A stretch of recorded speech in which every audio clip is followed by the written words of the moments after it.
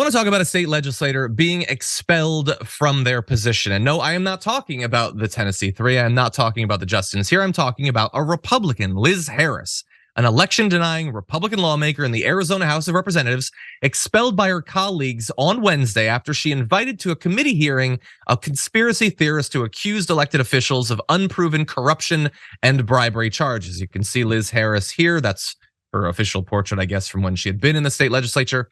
The last expulsion from the Arizona legislature was actually not that long ago. It was just back in 2018, though before that, the most recent was 1991.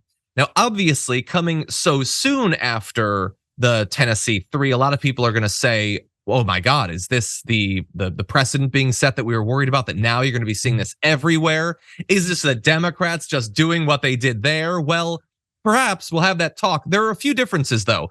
First of all, Republican and Democratic representatives joined together to expel Harris. It was a 46-13 vote. Expulsion requires a 2/3 vote and is thus obviously quite rare, but this was actually bipartisan. And I want to give you a little bit more details about why she was kicked out. So Harris invited a woman to present at a joint elections hearing hosted by the Arizona House and Senate in late February, who shared unvetted allegations that various elected officials had illegally received bribes from drug cartels as part of an elaborate money laundering and property deed scheme. By the way, I will always love the lengths people go to like prove corruption when the corruption that they're engaged in is so obvious. It's just largely legal. I don't think they're generally going to take bribes from the cartels, but that's what they did. Now, she said after there was a beginnings of an investigation, she said, I didn't know what this person was going to say when they came in. First of all, if you invite someone to a hearing, shouldn't you have an idea of what they're going to say? But anyway, the claim that she didn't know also kind of fell apart once some text messages were revealed.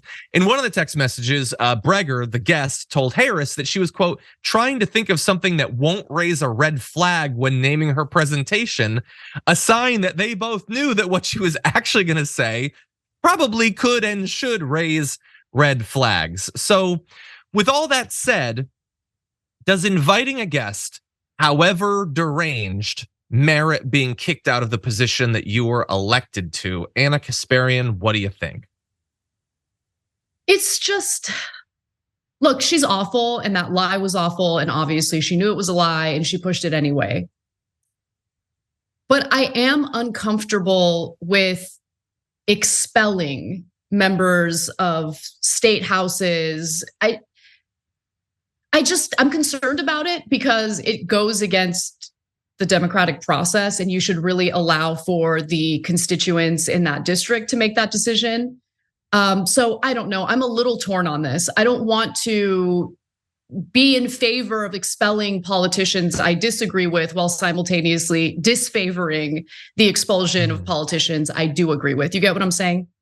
Yeah, I agree. Like, I know that if you were to ask a right winger, then we obviously love this because it happened to us. Now we get to do it to them. And look, I'm not going to discount the possibility that maybe there's a specific aspect of this that I'm missing that justifies it. I mean, after all, Republicans did support it too, but I don't love it. And again, just like with, the Justins, expelling isn't the only option you have. Maybe have her future guests have to be vetted a little bit more carefully or something like that. Have some sort of warning or censure or something like that. To actually just straight kick them out because their guest was crazy, that's potentially a slippery slope too. So at least as of right now, I don't like this. I think that she should be replaced. Her constituents should see that she's deranged and should replace her. It's not the part of the mostly the opposite party to make it happen. That's what makes me uncomfortable.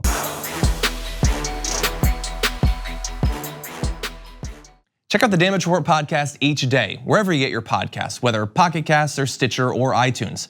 You can join me as I give you the news and stories you want, with a range of co-hosts and interview guests jumping in on the fun each day. Again, that's the Damage Report, wherever you get your podcasts. And if you get them at iTunes, don't forget to rate and review. Sometimes I'll read them live on the show.